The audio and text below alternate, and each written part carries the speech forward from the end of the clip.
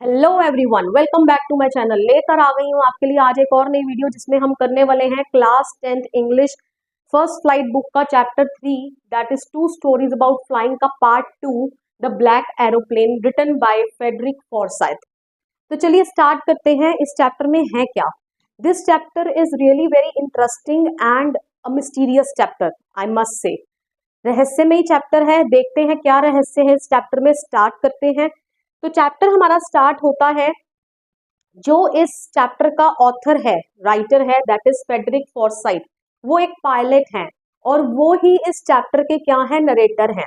Okay, तो अब होता क्या है कि once he was flying his old Dakota aeroplane over France back to England.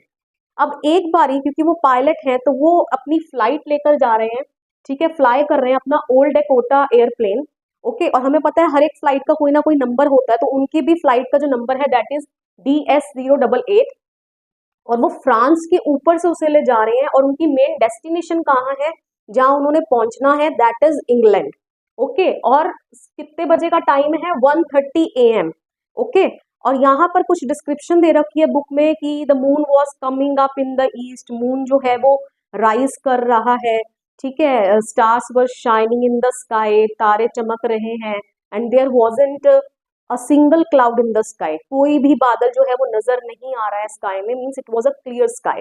Okay, तो अब what he did, he switched on his radio and contacted Paris control. अब वो अपना रेडियो ऑन करते हैं और पेरिस कंट्रोल को कॉन्टैक्ट करने की कोशिश करते हैं। और क्या बोलते हैं? Paris control, this is Dakota DS088 and I am flying to England, can you hear me? Okay, तो अब पेरिस कंट्रोल से इमीडिएटली जो है जवाब आ जाता है, और पेरिस कंट्रोल उन्हें एडवाइस करता है कि आप कहाँ टर्न करें, 12 डिग्री वेस्ट टर्न कर लें। ऑल राइट, अब यहाँ पर वो अपनी फैमिली के साथ, वो बेसिकली जो इंग्लैंड जा रहे हैं, he is dreaming to meet his family, ठीक है। वो अपनी फैमिली के साथ हॉलीडे बिताने के बारे में सोच रहे हैं, उनके दिमाग में ये सब ख्याल आ रहे हैं। तो उनको मतलब कि ही वॉज वेरी होपफुल कि हाँ, कि वो सुबह तक जो है, वो सुबह का जो ब्रेकफास्ट है अपनी फैमिली के साथ ही इंजॉय करेंगे और वो अपनी फैमिली इंग्लैंड पहुंच जाएंगे। ओके, तो व्हाट ही डिड, जैसा इंस्ट्रक्शन उनको मिलता है पेरिस कंट्रोल रूम से, तो वो बिल्कुल वैसा ही करते हैं। He check the map and the compass, map and compass check करते हैं, and switched over to his second and last fuel tank. This point is very very important, ये आपको ध्यान रखना है। क्या? कि वो अपना, उनके जो एयरप्लेन में दो ही फ्यूल टैंक होंगे, the second and the last one. जो दूसरा फ्यूल टैंक है वही उनके पास एक आखिरी फ्यूल टैंक है, जिसको वो स्विच करते हैं, मीन्स अब वो उसको यूज करने पर लगा देते हैं।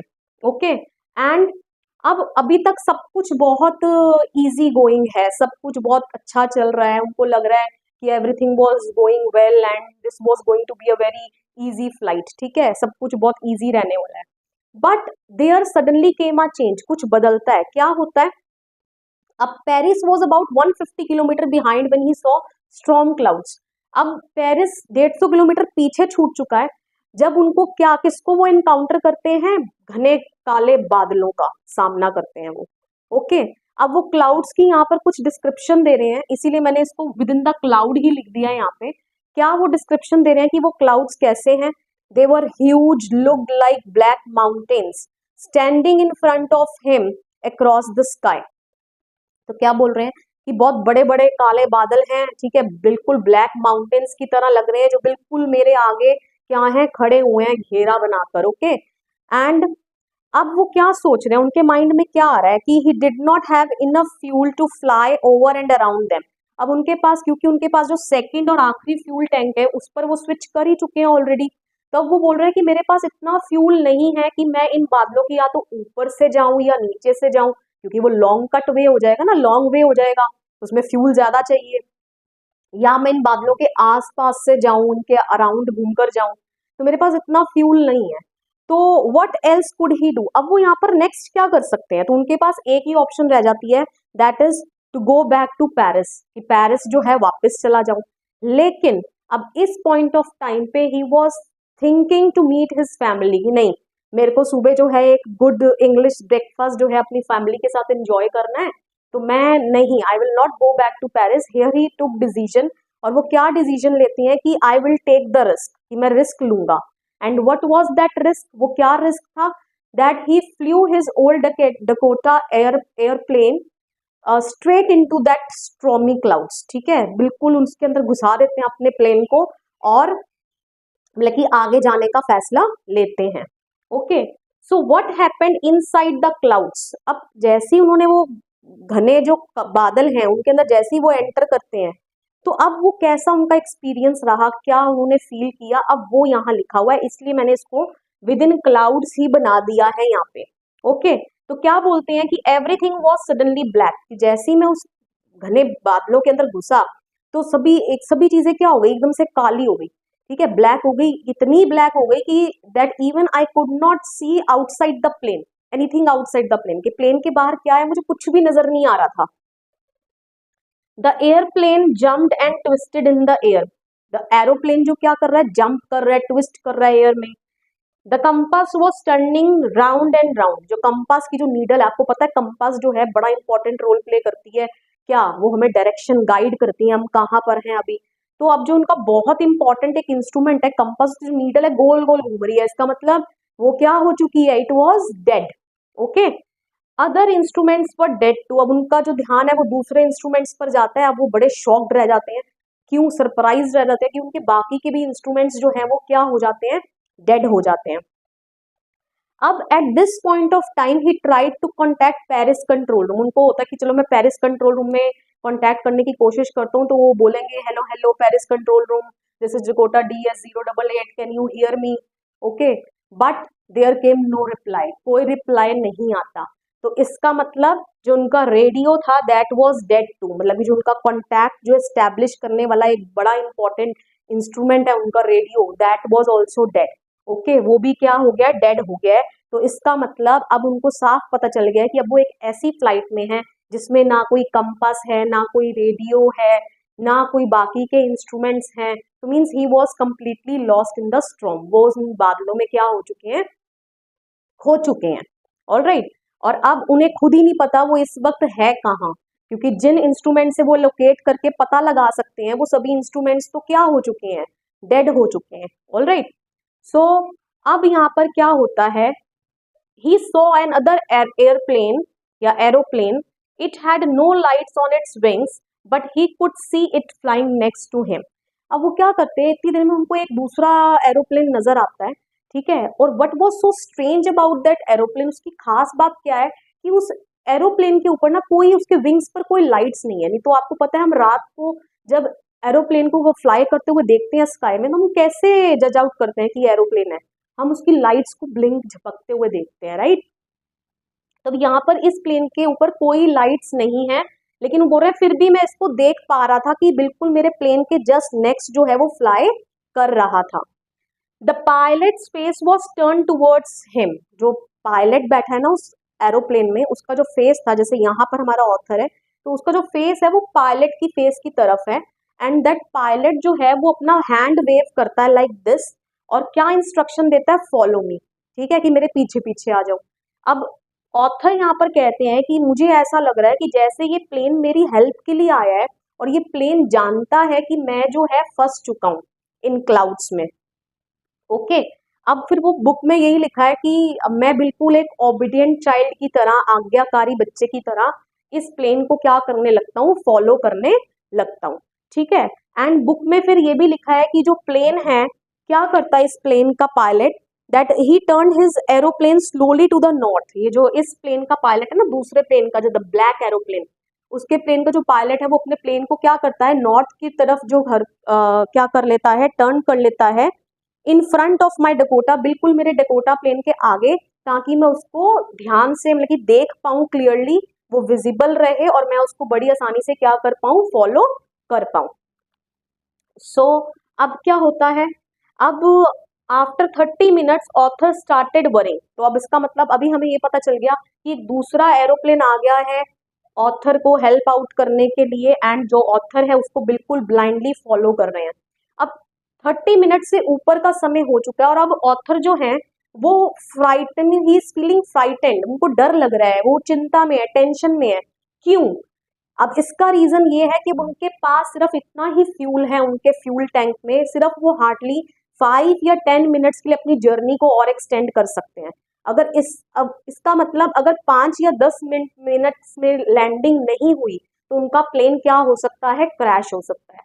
ऑलराइट, तो अब लेकिन इतने में ही क्या होता है, then he started to go down. He यहाँ पर कौन है, pilot of the black aeroplane.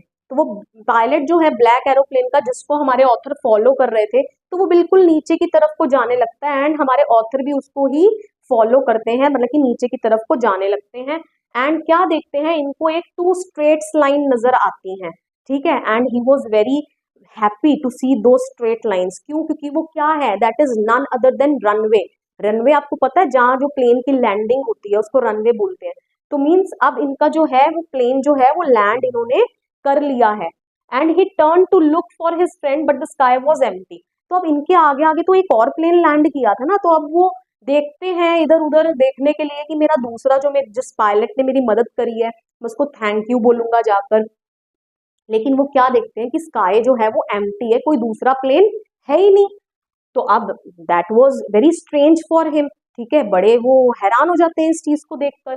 तो व्हाट ही डिड, तो ये हमारे ऑथर जो है वो क्या करते हैं, he went to the control room. Control room जाते हैं एंड कंट्रोल रूम में जो वुमेन बैठी है ना उससे जाकर he tried to inquire about the other plane, ठीक है, दूसरे प्लेन के बारे में पूछने की कोशिश करते हैं। लेकिन दूसरी औरत का क्या, जो औरत वहां बैठी है कंट्रोल रूम में, वो क्या आंसर देती है कि no other aeroplanes were flying tonight, कि आज तो कोई दूसरे एरोप्लेन फ्लाई नहीं कर रहे। And yours was the only one on the radar that I was tracking, I was seeing, ठीक है। आपको पता है रेडार क्या होता है, radar is a tracking system.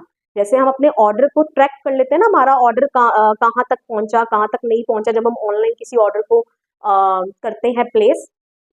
तो in the same manner aeroplanes की भी फ्लाइट में हम उनको ट्रैक कर सकते हैं कि एरोप्लेन अभी कहाँ पहुंच गया कहाँ नहीं।